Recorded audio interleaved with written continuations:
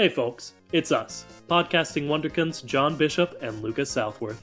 Although this is a podcast about cars, it is not age appropriate for the target demographic of these films, as we usually end up talking about the reproductive organs of Lightning McQueen.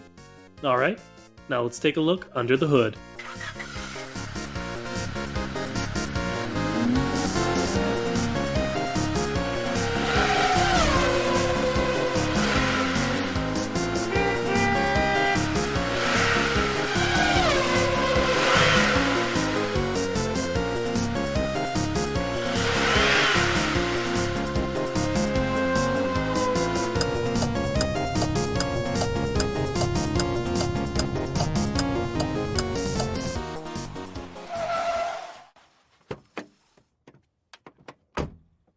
Hello and welcome to the Chat, everybody. I'm Lucas Southworth, and I forgot to do the catchphrase. It's the only podcast brave enough to ask the question, hey, what's up with cars? I'm Lucas Southworth, but a second time. And I'm John Bishop, but only one time, because I'm a professional.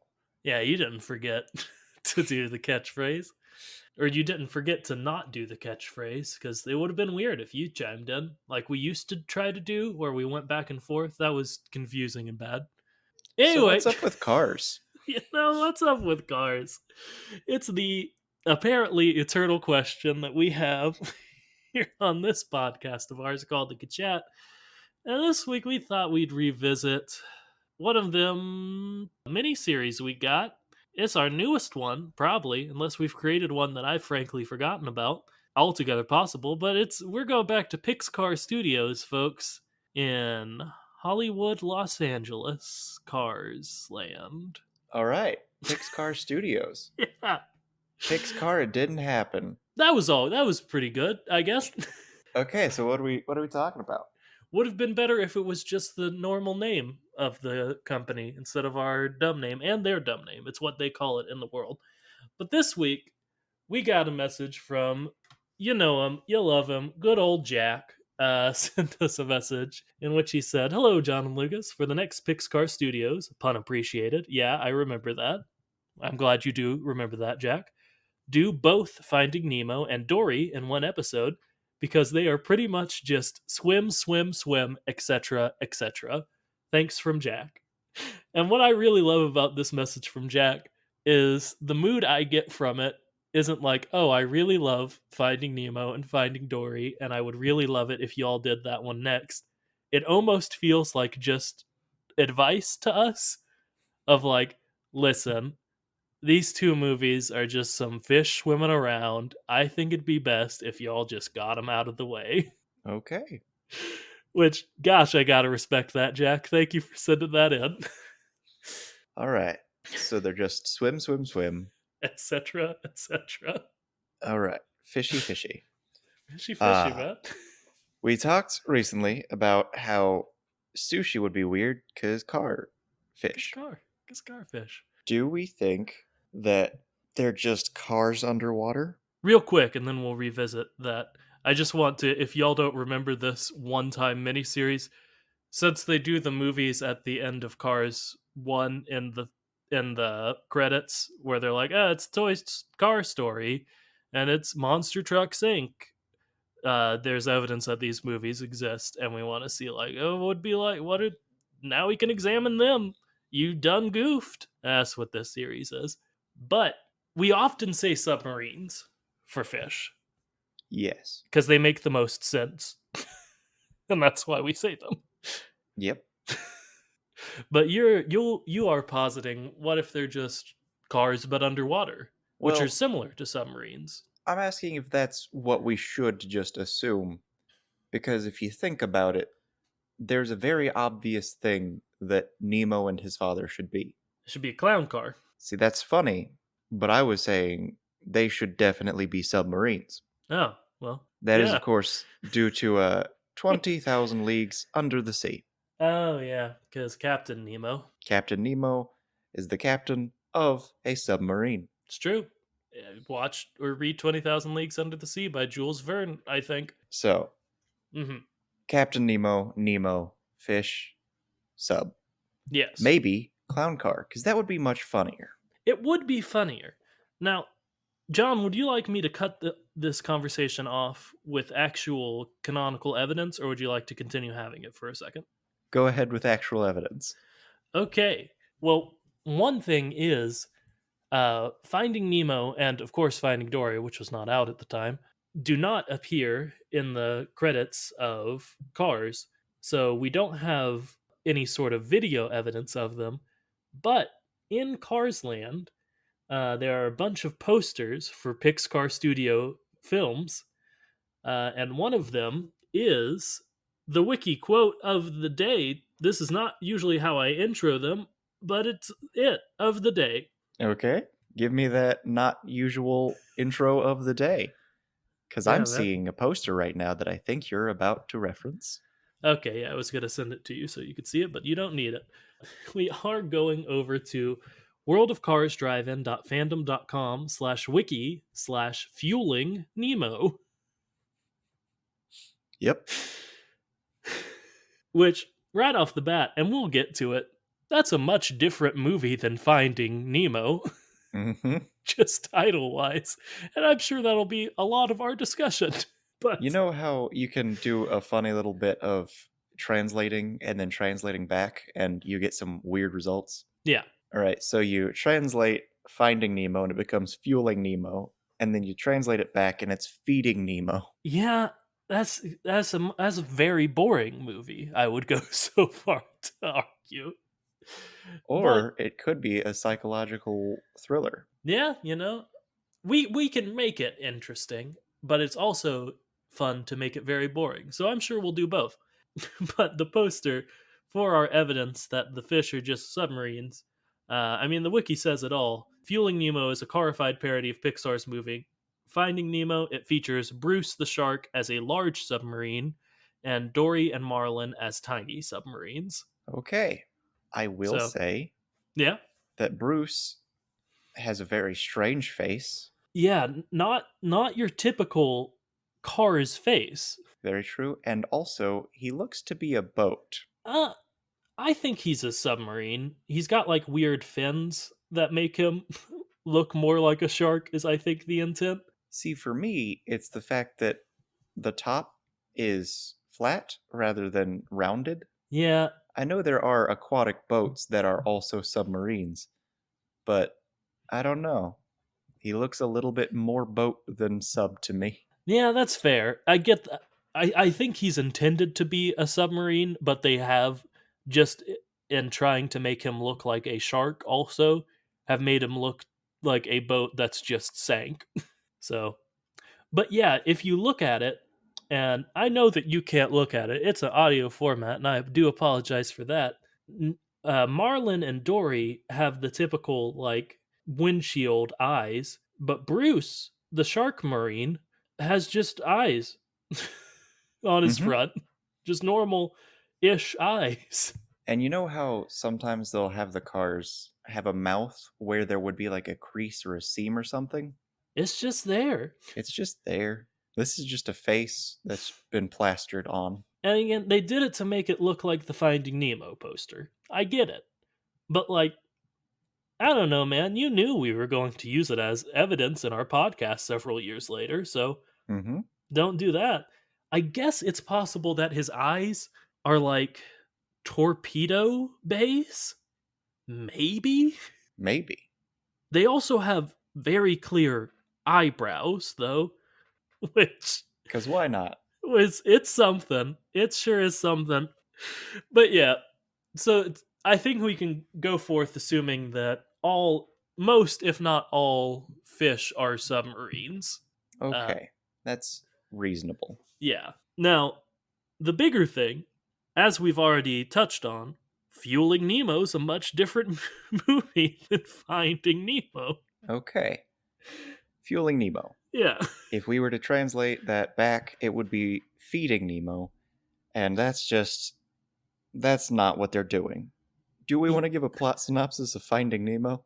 I mean, if y'all haven't seen Finding Nemo, you have to have a decent idea of what happens in Finding Nemo. The fish goes missing, the dad and Ellen DeGeneres go and find him. He's in a dentist office in Australia.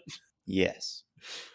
There's a cool possibly being turtle. tortured or about to be tortured by a strange little girl who needs a lot of dental work. Yeah, we're gonna have to talk about Darla at some point. Yeah. Carla, that's a name Carla. too. But fueling Nemo and or feeding Nemo, I guess. Okay, I don't know why this is where my mind went, but I guess fueling Nemo could share a similar plot to Finding Nemo if Nemo needs some sort of like special fuel to survive, and Marlin has it. I'm thinking like, and this is a little dark, like Nemo is Car's diabetic, and Marlin has Car's insulin fuel. Well, I don't think the movie would last nearly as long. Yeah, maybe he has a little insulin on him to make it so Marlin could reach him before, you know. Yeah. Yeah. You know. So, okay. We got. Yeah. I got a question. Is that a submarine? Or is Marlin one of those, like, floaty things at the surface? Like a buoy? Yeah. Because he kind of looks like a buoy. I think that's just his striping. And the fact that he's sort of a tube, but it looks like on his back he's got like some sort of propulsion, and he's got that bit at the top that submarines have, I guess. All right. Now let's get into it. Ellen DeGeneres Yeah, is, of course, playing Ellen DeGeneres, but yeah, with bad memory and a fish. yeah, So, uh, in the first movie, she ends up following Marlin around because for some reason, he creates within her a spark that allows her to vaguely almost remember things. yeah. Now, in the second movie, something happens that separates her, and all of the good memory stuff goes away. Yeah, that's a part of it. Yeah, I think she has. It's been a minute since I've seen Finding Dory, y'all. So bear with us. But I think she has a flash that inspires her to go where she thinks her parents are, because she has forgotten where her parents are and just remembers it after being with Marlin for a while, I guess. Mm-hmm.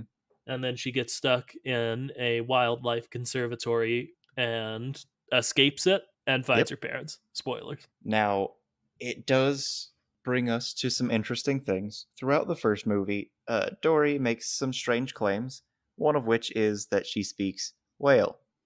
And we Yes. find out in the second movie that apparently that is, air quotes, true, I mean, I would. because she didn't learn to speak whale from a whale, but she did speak like that to her friend who is a whale, not because that's the whale language, but because they both had a misunderstanding and just kind of spoke to each other that way. I would argue that it's slightly implied in the first movie that it's true, because it seems at least like she successfully communicates with the whale they get stuck in. It seems like that, but like the evidence is, oh, the whale just swallowed them up on account of it was following a bunch of krill. And it shoots him out now, don't it? After Dory asks it politely to. I think it takes a while, doesn't it? Yeah, it's a big whale. Sound travels different in water. Yeah, but like if there was a little person in your mouth and they Sure. were shouting, I don't think it would take that long for the sound to reach your ear. Yeah, but my mouth ain't full of water now, is it? It's just got a little of it in there.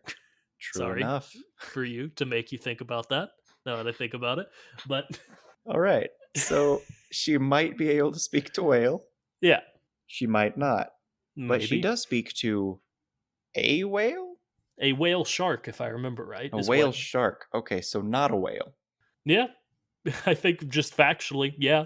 If it were a whale, it would be named a shark whale. Yeah, but I don't know. I think that Dory can speak whale. I'm thinking that maybe whale just isn't a language and that whale typically don't speak to other creatures because there just is such a size disparity that it's hard to maintain any sort of conversation or friendship. Now, we've talked about size differences quite a lot on this show. We have.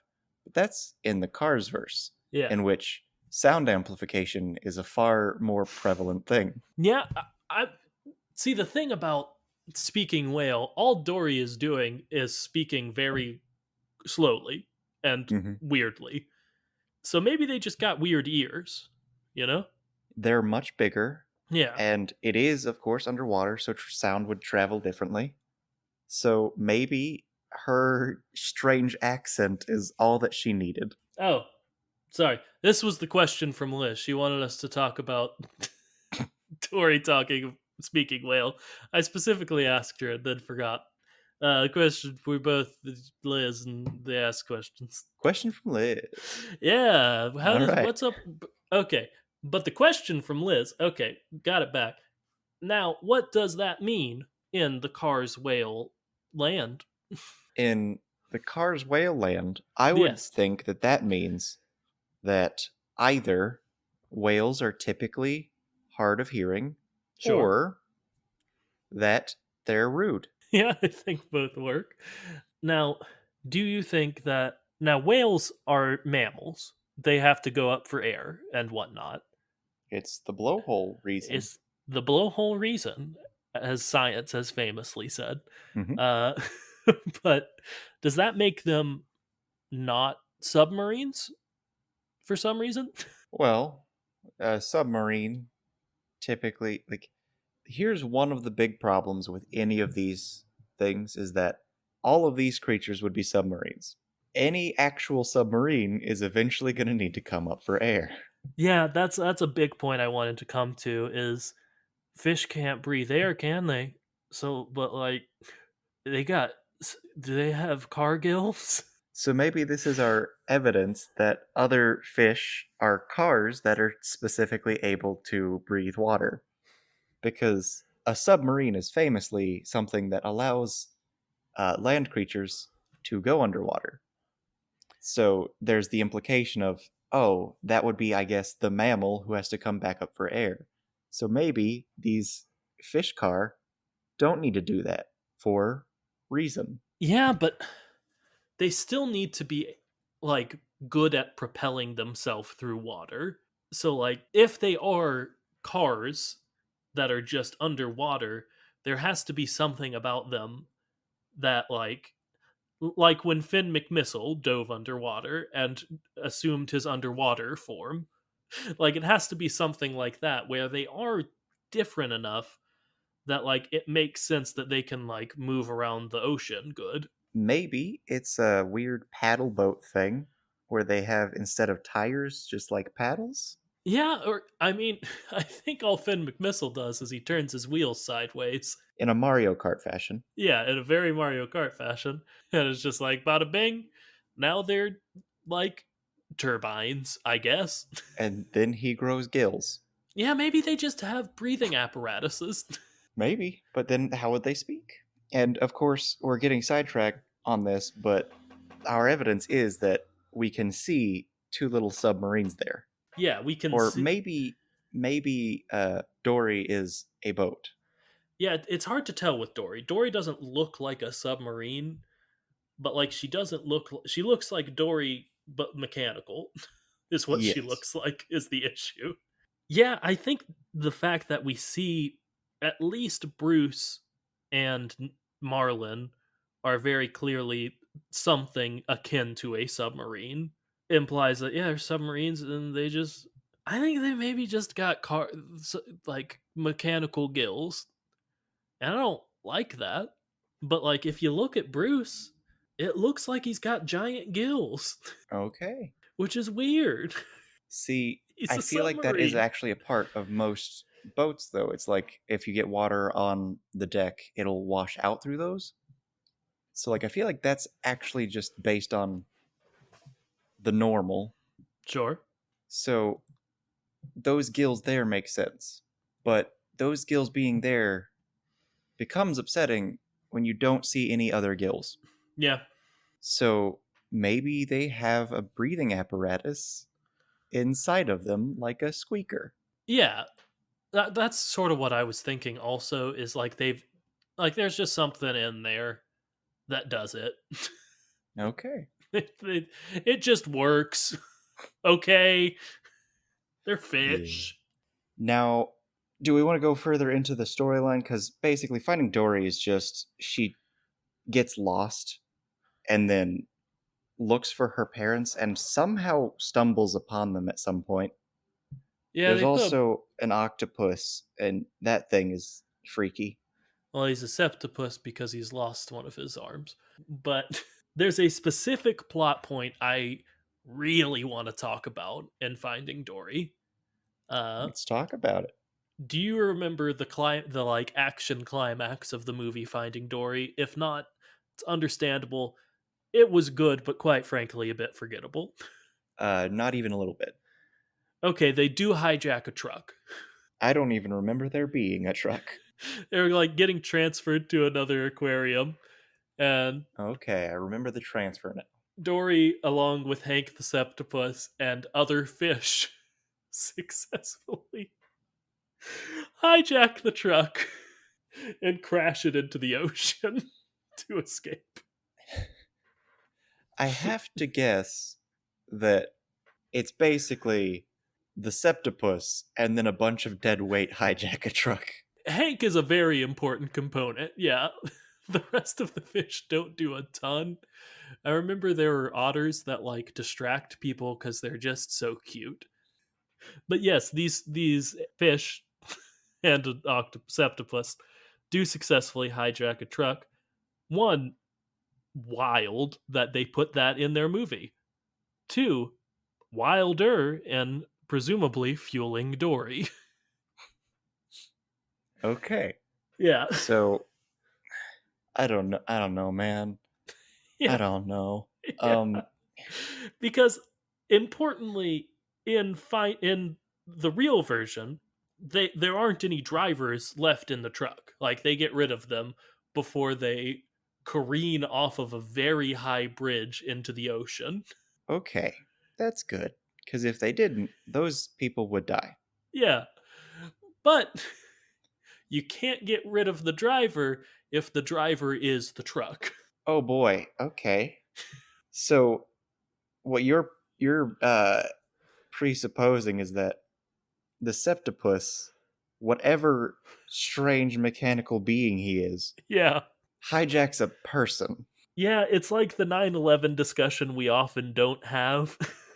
in which, of course, the thing that they're doing is not taking control of a vehicle, it's forcing a person to carry them. Yeah, and I guess cuz they're all in the back of the truck and somehow they get in the front to do their hijinks. So I guess maybe they mechanically override this man and send Okay. him screaming and crying off of a bridge, almost certainly to his death. Well, from what I understand, it might be octopi, it might be squid, but one of the two of them, maybe even both, have the ability to change the color of their skin, their Yeah, flesh, that's an and important plot point in Finding Dory, as a they matter of can fact. make a like warbling hypnotic pattern. So perhaps they don't hijack a person, but instead just mind screw them. Neither are good. But I would say that hypnotism is probably better. Yeah, at least he's going out somewhat unaware of what's happening. Yeah, whereas the other case would be someone takes control of your body and forces it to move into a situation that will result in your death. Whereas the other one is just, oh, I've convinced you to do what through hypnotism has to be what you want to do, which is, I guess, travel. And then I'm going to force you to ignore the peril you're putting yourself into. Yeah, and like I feel like at least in like movie hypnotism, if not real hypnotism, because I don't know anything about either, quite frankly, they often like retreat into their subconscious. They're not really aware of what's happening. See, that's the interesting thing about hypnotism, is that it is fully utilizing your subconscious to make you, well, not make you do anything. It is basically someone will put you into a hypnotic state, which is just a state in which you're on autopilot, which is using only your subconscious, and it will then give you suggestions, and you will only do it if it's a suggestion that your subconscious finds agreeable. Hmm, So you can't make someone do something they don't want to do. And it's difficult for some people to be hypnotized because they can't enter into that state of suggestibility. sure. So basically, yeah, they if this was hypnotism, wouldn't exactly be aware of what was happening on any sort of conscious level.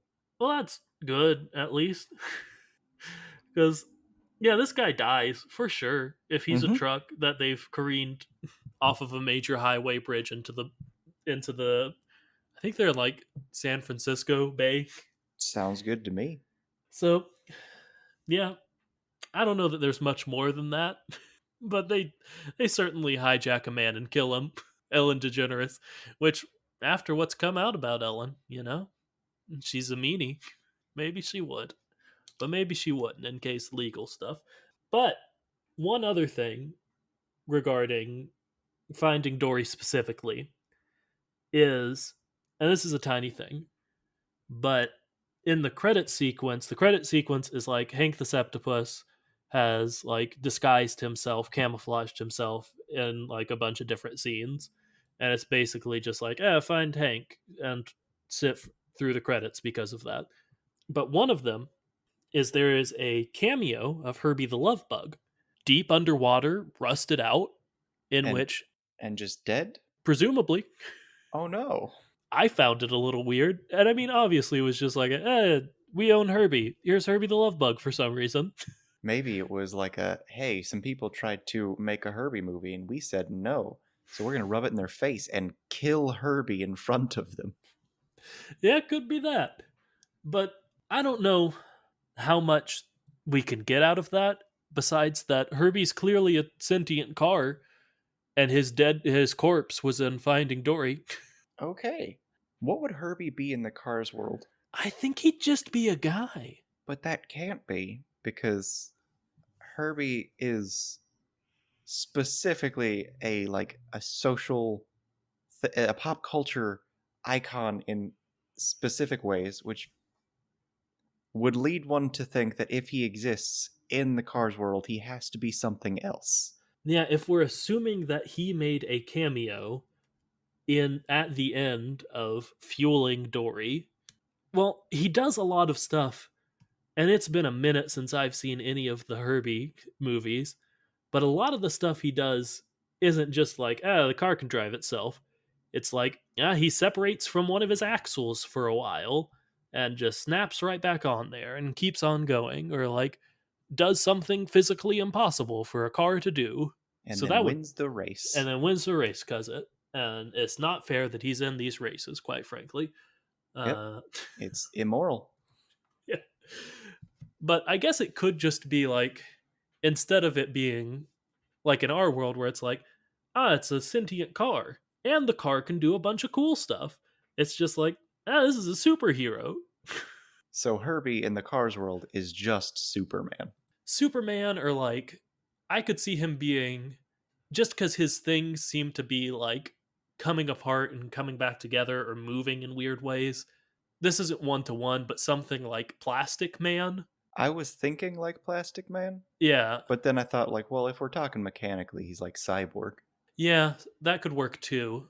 But just that like ultimate body control is what Mm-hmm. I was thinking, like a Plastic Man, elongated man, Mr. Fantastic kind of deal. Mm-hmm. Fair enough.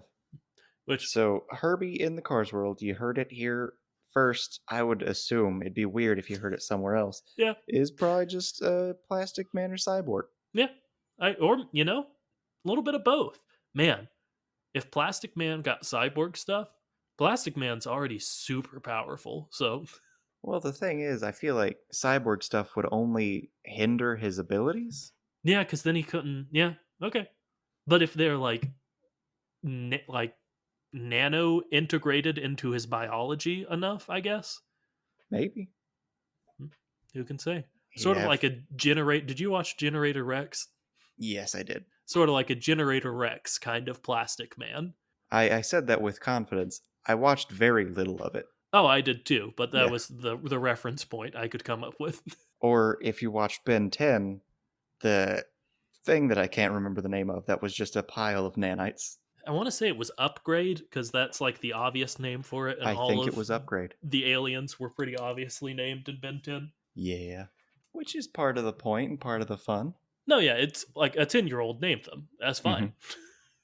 which got really upsetting because one of the things about Ben 10 was that he was Ben Tennyson. Yeah. His name is almost 1010 Yeah. his son. Yeah. And then he was 10 years old Sure. and he had 10 monsters. Yes. But then they just constantly would like re-up the show and change things. And then he was older every time. So, like, okay, he's 15. He's not 10 anymore. That's defeating part of it. And then he had like 175 monsters. Yeah. They were really losing it. You heard it here first, folks. This has been, I haven't done this bit in a while. This has been our Ben 10 podcast. What was his watch called? The Omnitrix? Mhm. I don't know why I thought that would help. The Podmatrix. Pretty bad. Don't like that one. Can confirm he is upgrade, and also there's a different upgrade that's purple. Cool. Good job, Ben 10 Extended Universe. But anyway, cool. So we got Kirby. We got the truck heist. We got Breathing Air. We got whales. What else do we got? You got anything? I got more. But if you got more, you go for it. Eating fish. Yeah, and that's one of fish mine. eating other fish, and Yeah. fish are friends, not food. Yeah, the whole Fisher Friends Not Food scene is an important one to go over, I'd say, especially seeing the poster for Fueling Nemo, in which Bruce is still a giant shark with very sharp teeth, but a submarine. Shark Marine is what I said earlier. Yep. So he is a predator who wants Yeah. to eat them. That's just what it is. That's just how it do. And oh no. Yeah. I don't know why, but I was still looking at these upgrade pictures of Ben 10, and there's one, and it's Ben 10 Tennyson Glitch, and I'm guessing he's halfway transforming into upgrade, and it's just this really, really creepy image. Sure. It's very upsetting. I believe you. 'Cause Goes out you of look that at window. you look at the picture of him Sure. in the cartoon, and he looks fine, but you look at this toy, and it's... It's not good. All right, I've clicked out of that window. Cool. Thank you for doing so. You're just talking about their predators. They're predators, and in the Finding Nemo films, there's just a group of sharks that don't want to be sharks no more. They don't want to eat how sharks eat, so they're like vegan sharks. Somehow. Would they survive in the real world? No, they would No. not. But in this Cars world, they are submarines who eat smaller submarines. Yeah. It's awful rough because it's the worst of both worlds a little bit, because we have to discuss, like every time the tractors come up, do they eat the tractors? Do they eat metal? And also, like, we also have to discuss the Finding Nemo side of, like, these sentient creatures eat other sentient creatures. Yep. And one thing I want to say is that I'm pretty sure these sharks are going to have an easier time surviving, a longer survival at least, because one of our big conclusions has been that one of the most important things they can consume is just fuel. Yeah. And in the world we're living in, someone's going to spill some, you're going to be fine. Yeah, that's true. It's And deeply upsetting, but yeah, I don't Yep. like it. But, maybe it would be an easier way to clean them up. I think we talked about this. We talked about this in another episode about how oil spills wouldn't be as big of a deal. yep, But because the fish also, can just eat it. yeah, fish just come in and they're like, oh, thank God.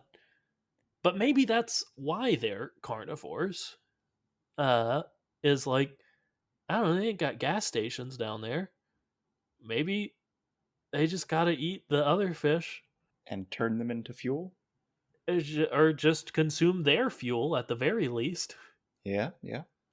I gotta say, though, you've turned my they don't have to eat fish as much into they have to eat so much more fish. They have to always never not be eating fish. They gotta constantly, because one of the things about sharks is that shark gotta swim or Mhm. heart stop beat. So shark gotta eat or heart stop beat and also swim, which consume energy, which means gotta eat more. So they just gotta cut. They have to have like one little Nemo every second, basically, Yeah. because you gotta assume that Nemo's not carrying a significant amount of fuel to this very very large boat sub. So I wonder if they go after each other more.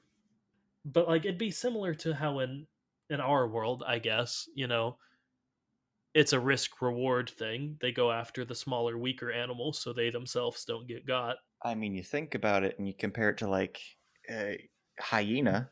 Hyena typically could take on creatures of similar ability, but they don't. They're scavengers for the most part.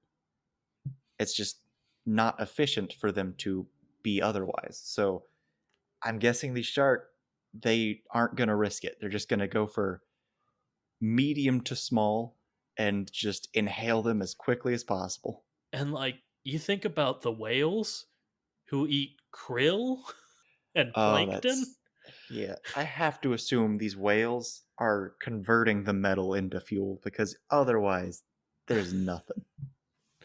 Yeah, I guess we do have to assume it's just like a similar if they do eat metal, which I think this episode we're just fully assuming that they do, because I don't think we can assume that these underwater creatures finesse their squishy bits out of there. Hmm. Then they have to be able to convert that into something usable I mean, just look for at their. the photograph. You see that multi-layered pair of chompers. Those teeth. There's so many teeth, and they're on this metal creature, and they don't necessarily look like normal teeth. They could be like Yeah.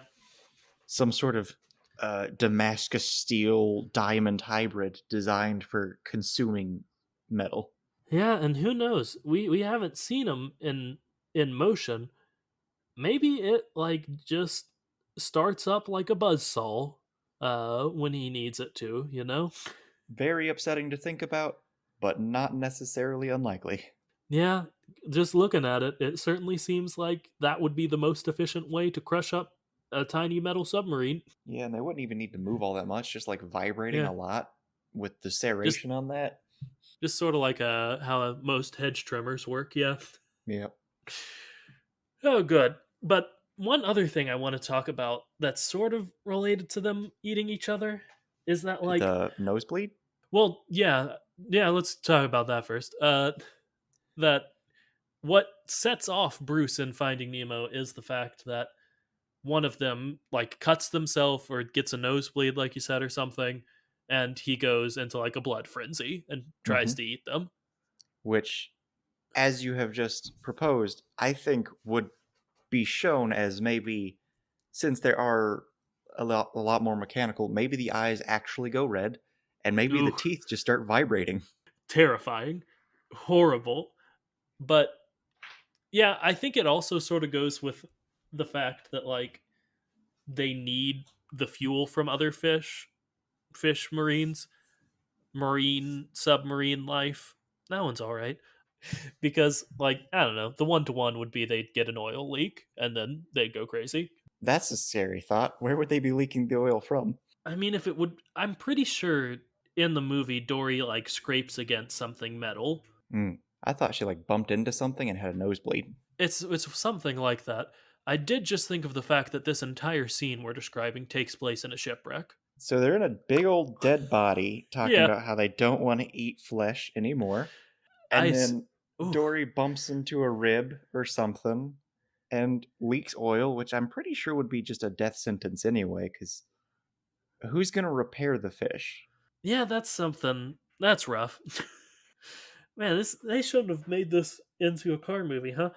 Uh, but maybe that's a way that they could work as like not as vegans or vegetarians, but as like non-murderous carnivores, like scavengers. They go after shipwrecks, and Yeah, they've been carving this one out for a long time now. they've been surviving by eating the remnants of this, I guess, just big old whale, which has Or, got to be very upsetting for Dory. but I mean, if it's a shipwreck, I would assume that's a person, which is something I super want to get into, is that like the thing that separates the cars from tractors is the tractors are clearly not sentient. Yeah? Yes. Otherwise, they're just different vehicles. Mm-hmm. But like if we're presuming the world of Fueling Nemo is like Pix-Car Studios imagining one of these little submarines that live everywhere could think. That's like if there were a bunch of little people that swam around in the ocean and we were like, one of these little guys could think for themselves because like they're the same. There are Yeah, boats that are people. that's rough. And it brings me Yeah, to another thought that's more just a fun little tidbit. That would sure. make the like first scene that causes Nemo to get lost make like it wouldn't be funny. It would just be them seriously saying the word butt. Oh man, yeah, it just would be a butt. Oh, he touched the butt. Hey, Yeah, don't you don't do did. that. Show some respect. That's a person. You They're just touched taking you another to person's jail. butt. That's I get that you're kids, but like you need to learn this eventually. That's not okay. So I guess in this society, fueling Nemo is less like a what if fish could talk and more like what if there was a in-depth underwater society we knew nothing about, which is also kind of what Finding Nemo is, but they're fish. Hmm. So, I don't know. Are you implying that like the shipwreck has to be a surface dweller type? I mean, I don't remember Finding Nemo super well, but it looked like an old like it wasn't a submarine wreck if I remember right. It was either like a cargo ship or a battleship or something. Probably So a it's like, battleship because if I remember right, they're surrounded by underwater mines. okay, so this is like the grandfather of one of our favorite characters. Dwight Eisenhower, baby. Hmm. Dwight Eisenhower's grandfather has just been That's why I feeding got into the this military. group of vegetarian sharks. Pescatarian sharks. No, that's absolutely the opposite. They don't eat fish. They don't eat Un- fish. Anti-pescatarians. Okay, okay. So Yeah, these anti-pescatarian sharks are just living in the husk of an old person. it seems that way. Which, again, and I mean, it's the same issue of like any like watching Finding Nemo, and especially like it's more the issue of like when you watch Little Mermaid and like Ariel and Eric get married, and I think no, they don't, but it's a fishing kingdom, right? Eric's kingdom relies a lot on on like their It's definitely like a coastal kingdom. like there's a whole song like where the chef says, "Gosh, I love murdering fish," and then like if this was like the gosh, why have I made myself come up with two podcast names in one episode? If this was the Dingle Potter, I'm actually pretty good with that one. Uh, The Dingle Potter? yeah, it's the she calls forks dingle hoppers. Ariel does. Uh, Okay, because for some reason I was stuck on Harry Potter. okay, it's not great.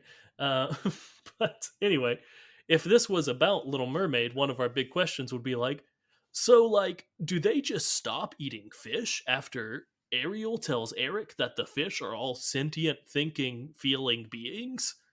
What happens to the kingdom? They would die if that were the case. Yeah, and it's the same issue with fueling Nemo here, because like I don't know, the two places that are like the places they're trying to get to are a small aquarium and a dentist's office, which I do want to talk about what dentistry is like in this world, but we'll come back to that. And like a wildlife conservatory. Hmm. But they're alive. They think, they feel, they yearn. And like obviously that's the point in these movies too, and I know I'm just sort of rambling, but they're also just like not different from you. Now, They're what if it's a difference like humans to monkeys? yeah, They could be close, but no cigar. It could just be a thing where fish are still distinct. They're typically considered not sentient, except for maybe squid and maybe octopi, on account of, they're hyper intelligent. yeah. Maybe even dolphin, except dolphins tend to be pretty aggressive and sexually aggressive in bad ways. Yeah. It's unfortunate. Yeah. And sometimes they will try to do good things like protect pregnant people, but accidentally result in their death because they're trying to protect them and they prevent other people from helping them. That's not good. That is your very not fun fact of the day. Hey, sort of backed your way into that one. Yeah. So I gotta hope that it's just a fear that we have that is unmerited because I don't know. Thinking about them knowing full well that those are just sentient beings that are just small, it's like if we found out that Fey folk existed and the first thing we did was start eating them. Or putting them on display, which is more likely what we would do Oh, we've already done as a that. people. We've faked that. Yeah. We're like, Yeah, oh, that here are was... these magical creatures. We found a dead body. We're going to just show it off. Lucas, think about this, though. Yeah. We did name one type of Fey folk brownies. It's not good. Okay. All right, and time for your interesting tidbit of the moment. Sure. It was likely a submarine. That they were inside? Yep. It was likely a Japanese war submarine, possibly for planting mines, because that was a minefield. Yeah, that makes sense. The surface ship wouldn't have been sunk by those mines. If you're curious, it's likely the Gato class submarine, Sure. except it only has 4 bow torpedo tubes rather than 6. This is from wolfsden18.wordpress.com. How foolish of them. So silly. Mistakes.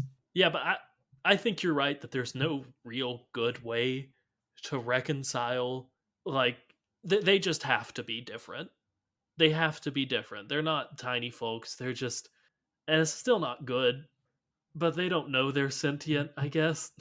Perhaps the implication is supposed to be maybe you should think twice about eating creatures of this world because maybe anything and everything could be considered sentient or alive. Yeah.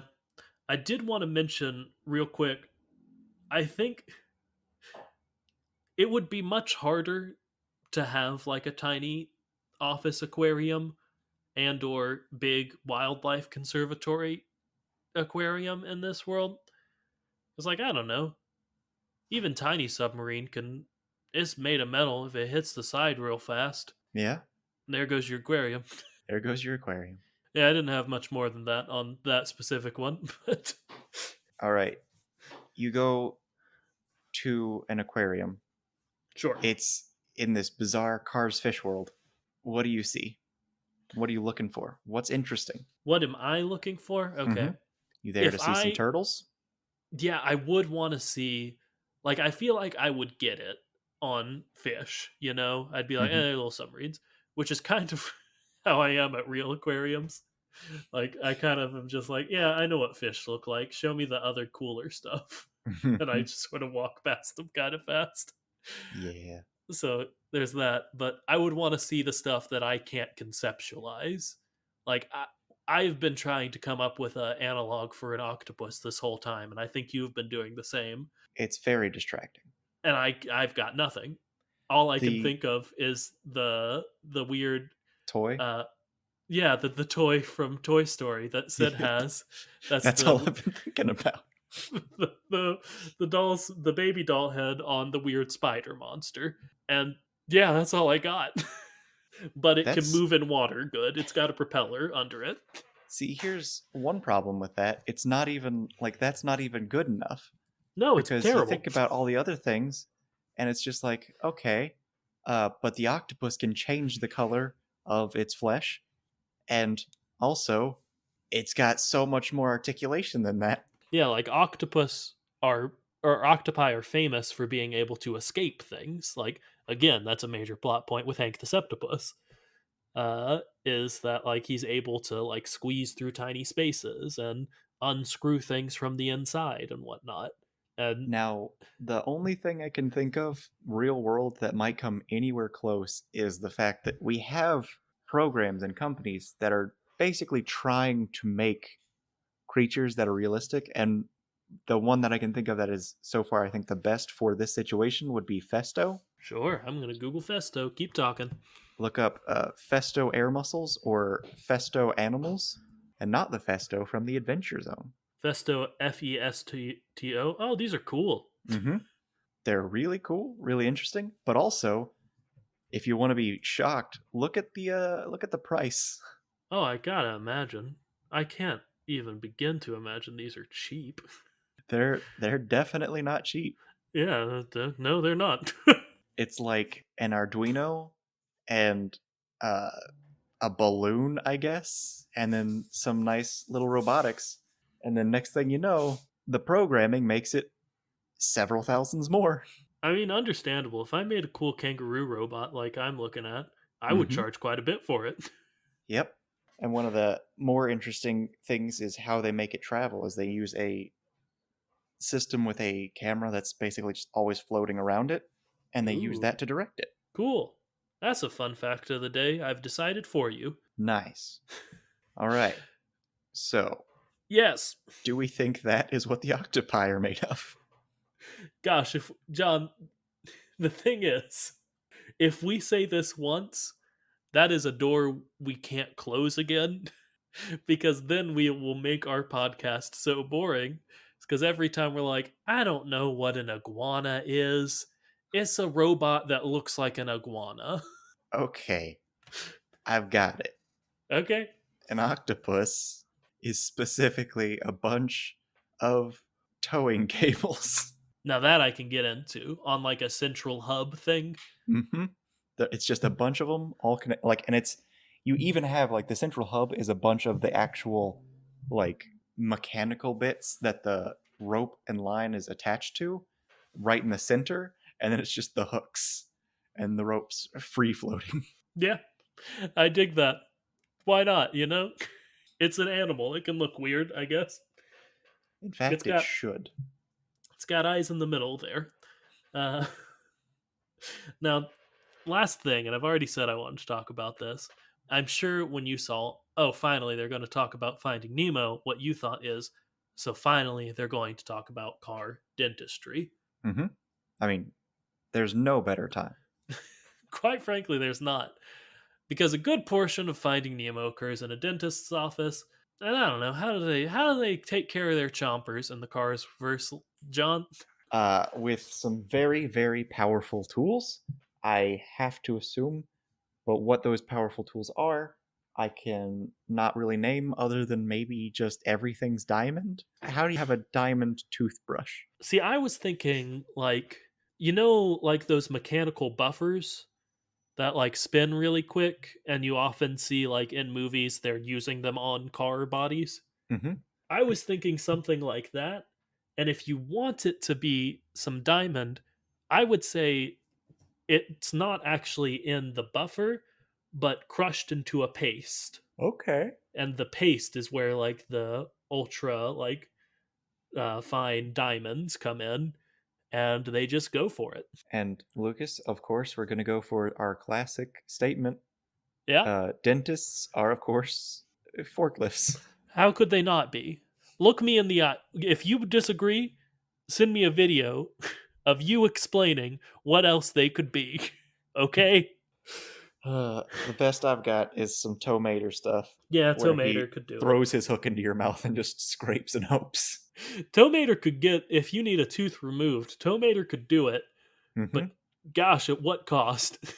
I mean, that's the thing, though. Like, you go to a dentist, and if you need a root canal, you need your wisdom teeth taken out, they send you to an orthodontist. Yeah, or an oral surgeon of some sort, yeah. Mm-hmm.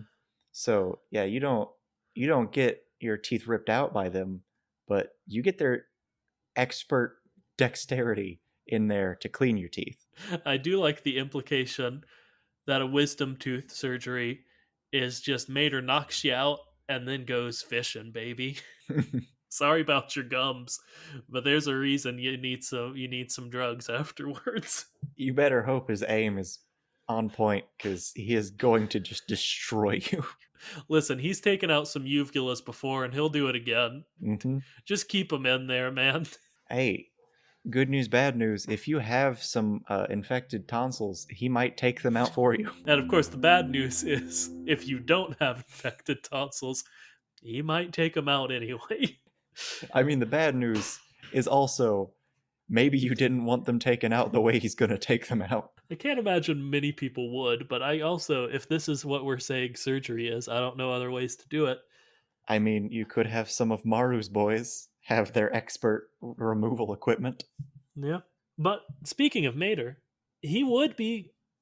He's the most perfectly suited character I can think of for flossing. Mm-hmm. Both because he's the only one with articulated teeth, more than a big top tooth and a big bottom tooth, and he's got the floss built right in, and that's pretty gross. But Mater's a gross character. And you brought up an interesting point. Dental care is going to be a lot easier in a world where you only got 2 teeth. But it will be more high stakes, I'd say, Yeah, because if you need a root canal, oh no. like You if need a tooth pulled, you need half of your mouth removed. yeah, like if you get hit bad and it falls out, sorry about eating. Yeah. Like you can get it replaced, I'm sure, with some good old George Washingtons in there, but or a single large fake tooth. See, maybe what happened is Mater had your typical 1 bar tooth, 2 bar tooth, but his life led to him getting into a lot of accidents and it broke up his teeth. So now he's only got 2 big chunks left. Yeah, I could also see, like we often say, Mater is like the first of their society. Maybe just the other cars have evolved more than him to where they don't need articulated teeth, but Mater's so ancient that he still has them. Mm-hmm. Maybe he just changed his mouth to fit what he remembers society used to be. Or honestly, maybe he just changed his mouth because he's like, this is what my character of the sort of country bumpkin would have. This So will make me believable. this will fit the bit. And let me tell you, Mater's all about the bit. Mm-hmm. He is dedicated to nothing more than the bit. And ironically enough, it would help him when he bit things too. Mm-hmm. That was a Including stretch, but I people. wanted the pun. So yes, that's fueling Nemo and fueling Dory. There's probably more to talk about, but as Jack, as I'll remind you, Jack says it's basically just swim, swim, swim, etc., etc. Mm-hmm. And we got quite a bit out of it, I'd say. Swim, swim, swim, etc., etc. Teeth are messed up, man. Yeah, we got dentistry in there. Finally. It's what the people been clamoring for. Go ahead, John. One final question. Yeah. What does shark dentistry look like? It sure seems difficult, but I think we have to assume that shark dentistry has to be performed by whatever a shrimp is. we're so close to the end of the episode, I'm just going to say, yeah, I agree with what you said, John. Which, of course, means you've fallen for my trap. Lucas, what is a shrimp? Gosh darn it. It's a tiny robot that looks like a shrimp. Oh no, I've opened the door. Oh boy. I think it's like some sort of weird aquatic forklift. Yeah, that works for me. Maybe, I don't know. I feel like I've seen some underwater contraptions that are designed in a way that resembles a shrimp. Yeah, they're just like a weird submarine with a tail that cars rip off when they eat them. Sorry. All right. That's the end of the episode. Thanks so much for listening. I think I'm going to eat shrimp tonight. So thank you for getting me excited for that, John. Nice. And more importantly, thanks to all of you for listening to this episode. We sure had a lot of fun, and I hope you did too. And of course, even more important than that, thanks to Jack for sending us the idea. If you want to be like Jack and have your name said, if I'd have to guess, 5 to 6 times in this episode, then send us some stuff to talk about. You can either, if you're like, you know what, I've been clamoring for the Incredicars. Well, you got to talk about what Jack's like in the Cars verse. Weird, but we'll do it. But you just gotta. That means we've said Jack 2 more times. Oh, 3 now. My God, you're absolutely right. But If you've got a suggestion for Pix-Car Studios, if you've got one for Moments in Herstory, origin stories, autobiographies, movie pitches, man, we have a lot of those, huh? Or if you just got a suggestion for a general episode and you're like, what the heck about this? We'll probably do it. Just send us an email, which is thekachat@gmail.com, or you can tweet at us and follow us on Twitter, which is at thekachat. Neither of those have the hyphen in there. It's just all one word. And now, as a special treat, John's going to say his stuff that he says every outro. Remember to like, comment, subscribe. Tell anyone and everyone you think might be the least bit interested in listening to this kooky little podcast. And until next time, remember to float like a Cadillac. And sting like a beaver. Time